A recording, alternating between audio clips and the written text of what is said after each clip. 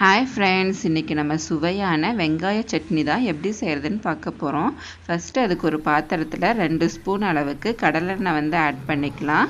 அதுக்கு அப்புறம் ஒரு 3 பெரிய வெங்காயத்தை வந்து நான் சின்னதா கட் பண்ணி அதை வந்து ஆட் பண்ணிக்கிறேன்.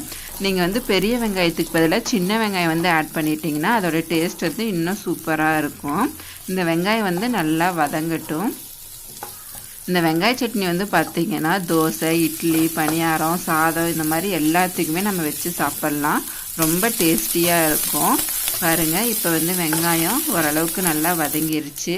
இந்த ஸ்டேஜில் ஒரு 7 காஞ்ச மிளகாய் வந்து நான் வந்து ஆட் பண்ணிக்கிறேன். நீங்கள் காரத்துக்கு தகுந்த மாதிரி நீங்கள் மிளகாயை வந்து ஆட் பண்ணிக்கோங்க.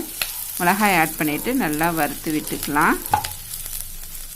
அடுத்து கொஞ்சமாக வந்து ஒரு சின்ன நெல்லிக்காய் சைஸ் அளவுக்கு புளி வந்து ஆட் பண்ணிக்கலாம். இப்போ இதுக்கு தேவையான அளவுக்கு உப்பு ஆட் பண்ணிவிட்டு நல்லா மிக்ஸ் பண்ணி விட்டுடலாம். அவ்வளோதான், இது வந்து நல்லா வதங்கிருச்சு. இப்போ நம்ம ஒரு மிக்ஸி ஜாரில் மாற்றிட்டு நல்லா அரைச்சி எடுத்துக்கலாம். இது வந்து ரொம்ப ஈஸியாக செய்யக்கூடிய ஒரு டிஷ்ஷு தான். பாருங்கள், நம்ம நல்லா அரைச்சி எடுத்தாச்சு.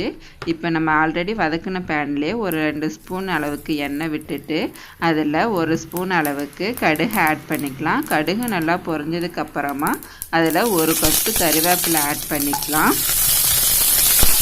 கூடயே ஒரு பிஞ்ச் அளவுக்கு பெருங்காயத்தூள் வந்து ஆட் பண்ணிவிட்டு நல்லா மிக்ஸ் பண்ணி விட்டுருக்கலாம். இப்போ இந்த தாளிப்பை வந்து நம்ம எடுத்து நம்ம ஆல்ரெடி அரைச்சி வச்சுருக்கக்கூடிய சட்னியில் வந்து ஆட் பண்ணிவிட்டு நல்லா மிக்ஸ் பண்ணி விட்டுருக்கலாம். அவ்வளோதாங்க, நமக்கு சுவையான வெங்காய சட்னி வந்து ரெடி ஆயிடுச்சு. இந்த ரெசிபி வந்து உங்களுக்கு பிடிச்சிருந்தால் மறக்காமல் நம்ம சேனலை வந்து சப்ஸ்கிரைப் பண்ணுங்கள். தேங்க்யூ ஃபார் வாட்சிங் திஸ் வீடியோ.